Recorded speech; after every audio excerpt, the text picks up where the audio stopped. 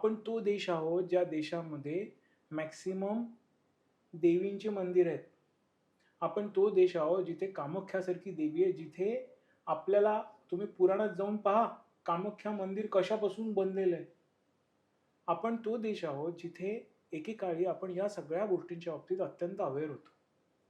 आपली जी जीवनशैली, भारतीय जीवनशैली आहे, ती डिझाईनच अशा प्रकारे केली गेलेली आहे, की मुलींची ॲक्चुअली ही रिप्रोडक्टिव्ह मेन्स्ट्रुअल हेल्थ चांगली राहील.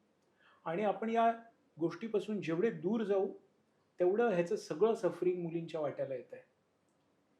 ह्याचा अर्थ असा नव्हे, की पुरुष सफर करत नाहीयेत. पुरुष पण तेवढंच सफर करतायत, फक्त ते केवळ त्यांना कळत नाहीये.